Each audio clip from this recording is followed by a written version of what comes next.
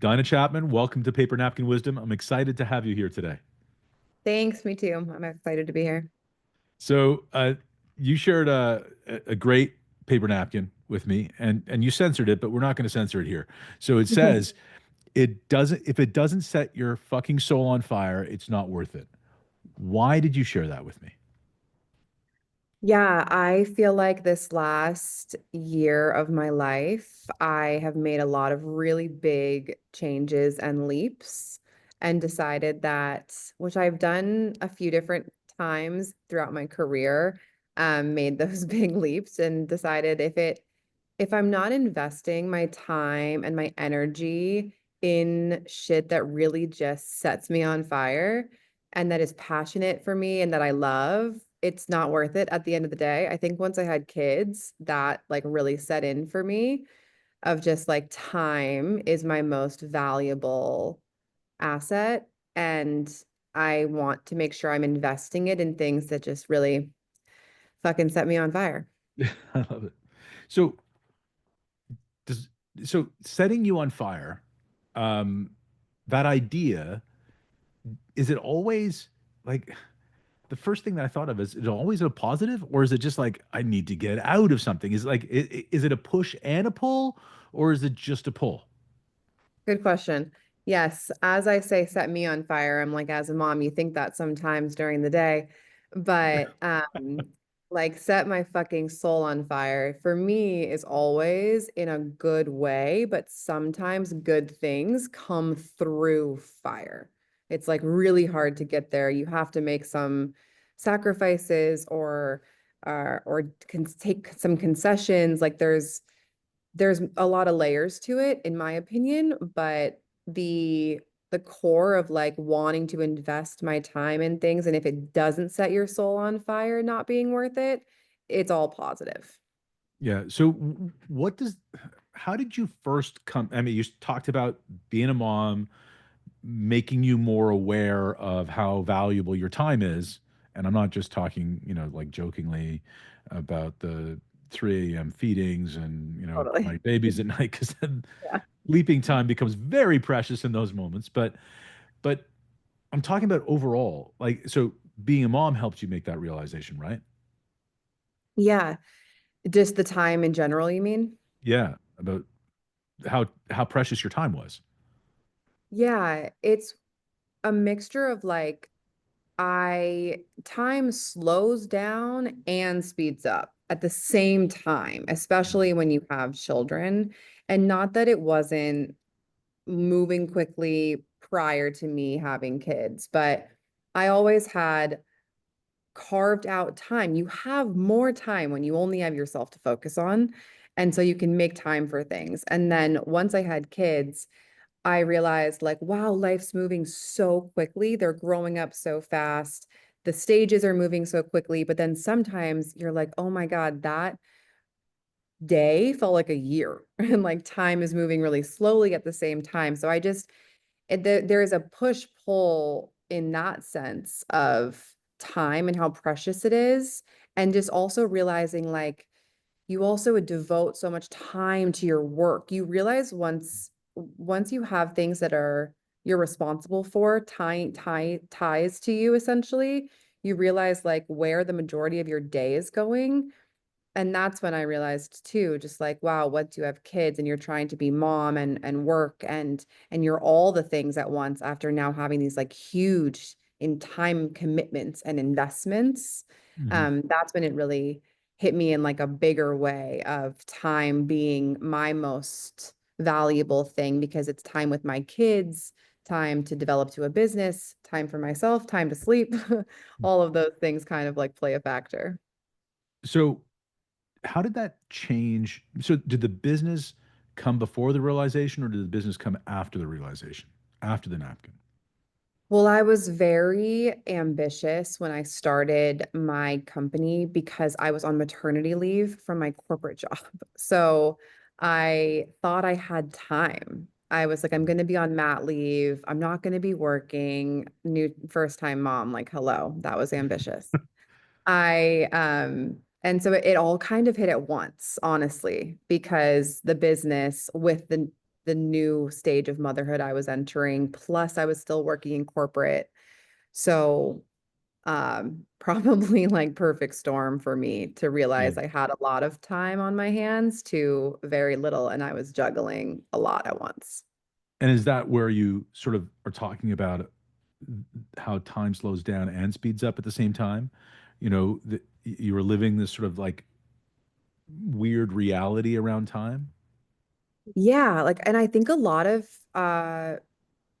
others could relate, not just working mothers for sure, but when you have this like very short period of time to adjust to this completely new version of yourself and what your life is once you have kids, and Mm. then you go back to work, you are in this like warped reality of like Groundhog's Day, essentially. Work, work, work, and then kids, kids, kids, and trying to find that balance. And I think that's yeah, truly when I was just like, God, it's always about time. It's who and what your priorities are, what you're investing your time in, what you have time for. You're working and investing all your time in work for then what? To be later have time to do the stuff you didn't do because you were investing your time in work. And then your kids, all of a sudden, they're grown and you lost that time, but you invested it in other places. Like I just started to have that like realization at that time that I had to have a better grasp on like what I spent my core hours on and like really wanted to make sure that I was really passionate about it and could build a career and a company and a job around that. And not I've been fortunate to do that with little trouble, obviously, and not everyone can. So let's talk about that, right? Like, so when starting Little Trouble, I mean, uh, every entrepreneur's been through this.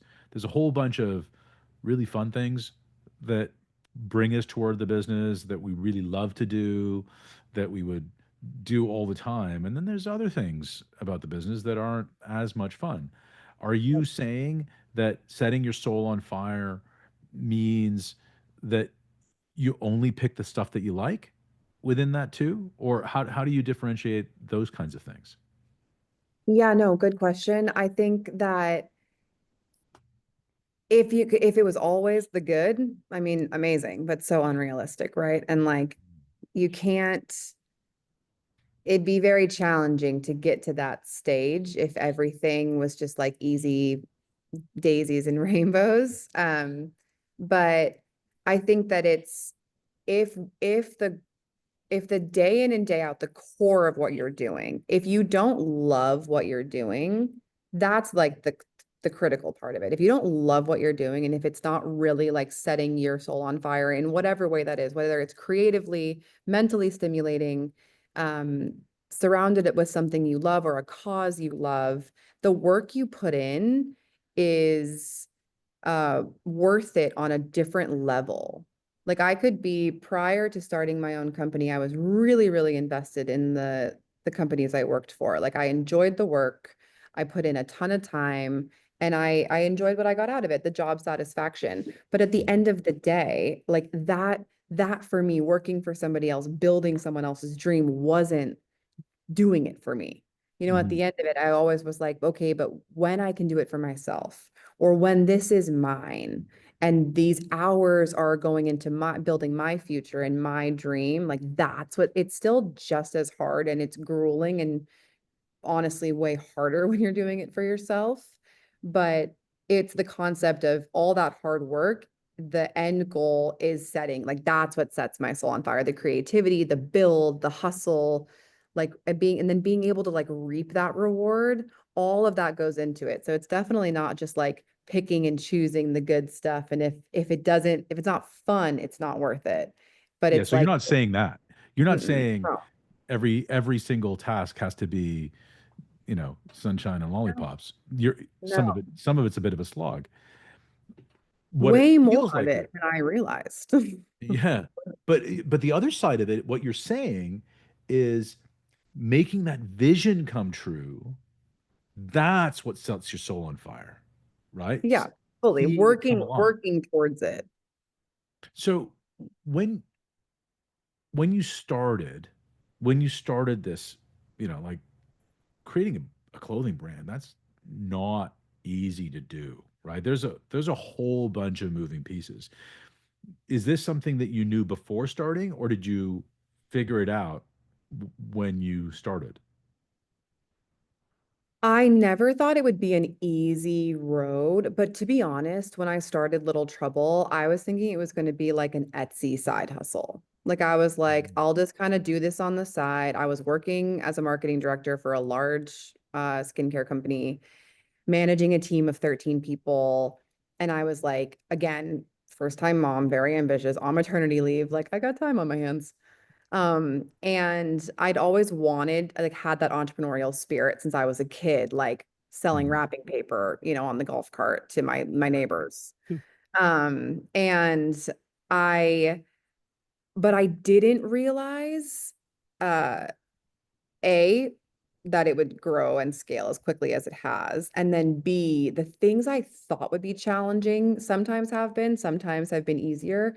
The unexpected that I wasn't anticipating, the learnings for me that just were so outside of my wheelhouse. And I was like, oh God, I'm doing this now for myself. And there isn't like a support system that there typically is in Mhm. corporate. Um, that has been eye-opening. So a little Right. bit of both. I never thought it'd be easy, but I also kind of thought I was going to be running like a very small hobby. And and when did you realize that it was catching fire? Well, I sold out of hoodies in like peak heat in a California summer. And I was like, okay, that's not what I expected.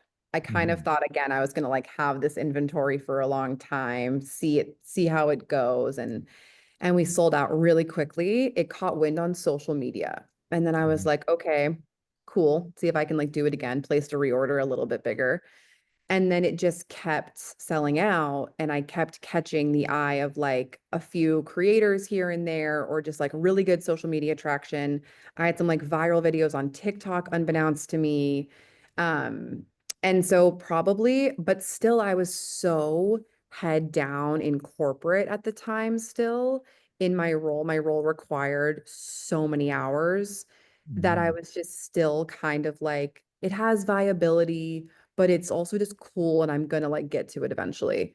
Probably like a year in again, like the time investment, it was not all fun. I was working 60 hours in corporate, had a newborn, and then I was packing orders in my garage between 10 p.m. and 3 a.m. between Right. feeding, like, and then working my corporate job again. So I honestly have kind of like blacked out that part of my We life, if I'm being honest. The pictures I have that my husband took of me are like crazy, me like with the baby packing orders at like midnight. But so I was so head down for that period of time. And then at one point, my husband like was like, where are you gonna put your like new shipment? And I was like, what do you mean? And he was like, have you like the garage is overflowing, the office is overflowing, the living room has been taken over. And so then we had to get a shipping container and put the shipping container on our property. And that's when I was like, okay, this has like serious legs. And if I make the leap away from corporate and like dedicate myself to this, I can make this like a full-time thing. Um, and yeah, so that's when probably a year and a half in, and I'm about to hit my 3 year mark. But the first year was again just like me very much packing orders when I could, doing such a little amount of effort into it. And then the shipping container was probably the tipping point. Yeah, right? So, shipping hard containers kind of also hard to walk past, right? Like Totally. A you 40 you're foot like confronted breakthrough. by this 40-foot container that's Yeah, sitting there going, "Oh, I guess it's a something," totally. right? Yep. Yeah. Right? So, what what prompted, so obviously you couldn't deny the size and the scale and how this is happening, right? So that was part of it. But when did you realize how much this was giving you? How much this was feeding your soul? Like you were setting your soul on fire. How much did you, because I think for a lot of us, like you just said, it sort of just happened and it grew. and then you found yourself kind of accidentally on purpose in this place. When did you realize how important it was to you? Yeah, it's a great question. It was when I would get through, well, I was in corporate and just like the grind, right? Of just like the hours, the team, the building, etc. And I would find myself like using little trouble as like a creative outlet. And like that was where I was just like energized again. Like I was working, but it was like filling my cup. It was Mhm. hard work, but again, it was like I was really passionate about it and I was building something for myself. Like there was purpose to the work. Mhm. And so that's when I knew it was like important to me. But then when it came down to I need to like make a choice. I can't, there are not enough hours in the day anymore for me to do this. It's not sustainable. And it's like either take the leap and scale it Mhm. or, you know, avert because at that point it was like I'm either going to let it just kind of simmer here and be a what if, or I'm going to choose to really put forth all my energy and like take the risk on it. And I had many people ask me like, why don't you just sell it now? It's like there's viability, someone will buy it from you, you're doing really well in corporate, it's a sure path, blah, blah, blah, blah, blah. And I was just like, God, if I let this go, it will be like the biggest what if for myself of like, but what could I have done if I had like been gutsy enough to do it? And that's Yeah. when I was like, no, if I'm gonna pick something, I'm gonna pick myself and I'm gonna like pick my own idea. And that's kind of what you're talking about. That's the moment where you decided to pick the Hmm. thing that set your soul on fire, right? The safety and the stability of the job, Yep. or this leap, this this leap into entrepreneurship, which you were already doing. I mean, you started the business, but like Little Trouble I was have already like growing. such a safety net. Yeah. But you, Yeah, yeah, you took your toe out of the water and you dove in, right? yeah, totally. So after you did that, did you have like an oh crap moment? Like, or was it just all good? Yeah, I have them all the time. Um, I still have them. I have like I always have two in my career. I don't know if it was from, I started uh I like interned straight out of well, I interned in college, straight out of college and got like straight into the workforce. I was always like very entrepreneurial and very like stoked to like start my career. So I Mhm. was always like the youngest person in the room, always in and climbed the corporate ladder really quickly. Um and I found myself in like very cool roles and very cool meetings and very cool cities like throughout my early stages of my career. But I think it almost formed like imposter syndrome because I feel that still, even though like I've scaled tons of businesses from, you know, 5, 7, 10 million to 30, 40, 50 million. And like my bread and butter is in direct to consumer marketing and brand marketing. So I've like I knew I had it in me to do it for myself, but even in those roles, I would catch myself like second guessing things or and now having like the oh shit moments all the time. So I don't it's a mix of like every entrepreneur I'm sure has it, but I also think when you're like dedicated to your craft and you're good at it, there is also still this like imposter syndrome that can set in. Yeah. So I talk myself out of that often to be like, no, like be confident, you're gonna make mistakes, but like you know what to do, like you've got it in you. But I mean, yeah, I have oh shit moments. Even like I'm like, God, was that the right color? I should have picked 36 and I picked 182. Like, Right. so and then there's also a constant like big oh shit moments. Like we don't have the safety net we had before, or like, Yeah. yeah, all the So all the bills have stayed the same. so you talked about that you had the marketing background, but you took the leap of faith into Little Trouble and doing it on your own. The the thing that I find really interesting is even within this, when you're picking maybe when you're picking between things to do in the business, right? Options. are you able to quiet the pressure and noise to still use your soul as the barometer? Is that still leading you the way? Or do you find it harder now that you've got momentum to use your internal barometer? And how do you communicate that to other people? What are you doing? Yeah, that's actually such a great question and has come up recently because I will squash. Well, the answer is yes. I listen to my internal barometer still. I feel like it's what got me here. I've built this brand on designing things that I, as a parent, would like my aesthetic, my style, things I would buy.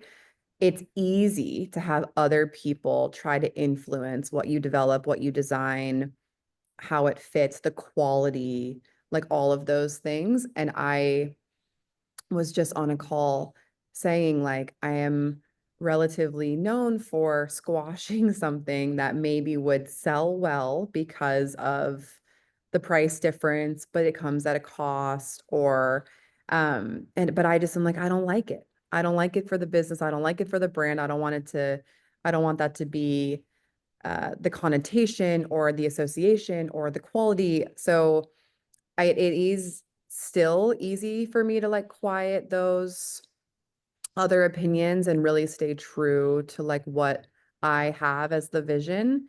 But I know that the bigger the brand gets, the more influence there is externally, that can be harder. So that's always been something I want to make sure I stay really attached to. There are a lot of things I want to stay true to being the founder. I've worked for a lot of small brands that either scale and or have that like founder story. And I've worked really close with a lot of those people. So I've pulled like what I love and don't love, of course, from what Mhm. I've experienced. And I think the big thing is like staying true to like the vision for the long haul. And then also like remembering what it's like being the one doing the work and like being in the weeds and being on the ground floor and how quickly you can like dissociate from that and Yeah. detach from that. So those are two things I like want to make sure I don't have or don't do moving forward as the company scales, but easier said than done. Right. How do you tell that story to your team?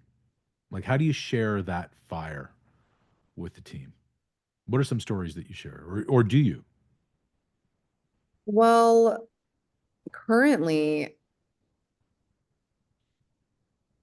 well, I guess there's like two answers to that. Currently, my shockingly, my team is still like myself. I've got like some customer care support, and then my husband who does a lot of like operations for me. But I've scaled this business with myself and age like some uh outside support, like some agency support.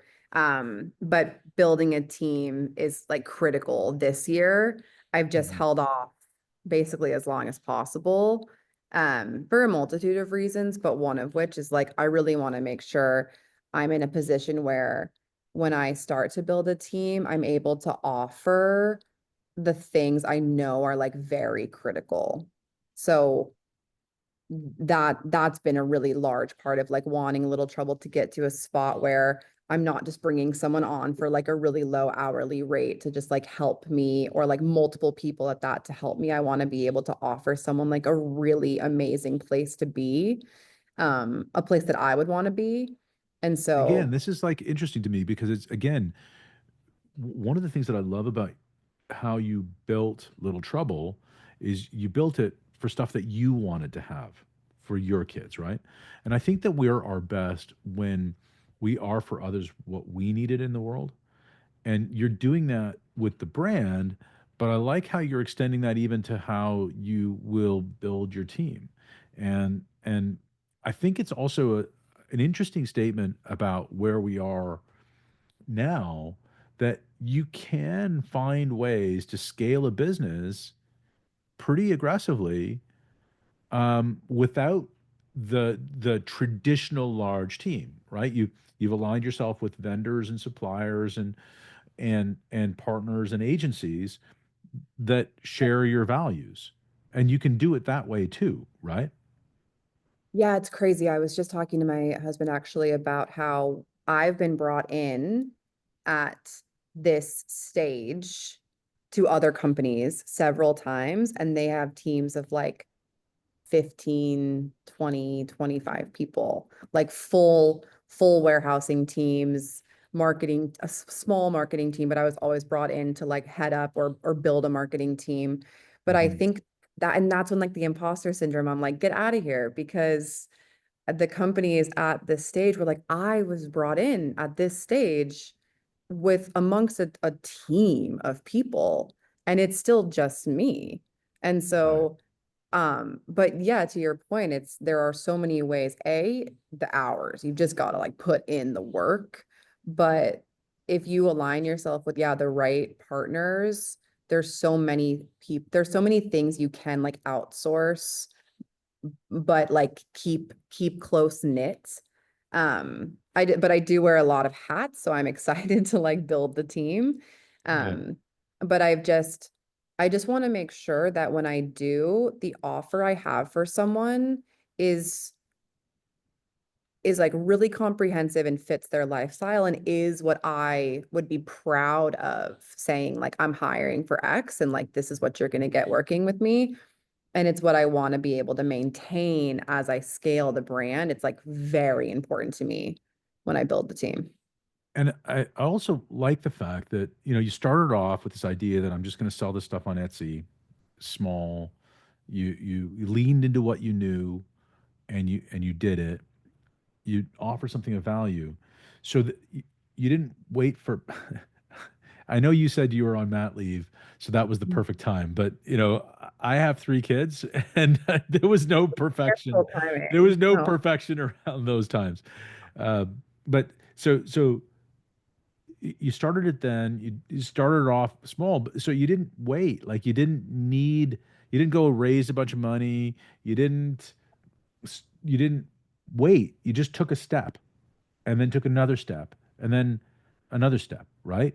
And each yep, time you made sure that these steps that you were taking, the time that you were putting in was firing you up. Like you were on fire, you said, about what you were totally. doing. You're really passionate about it.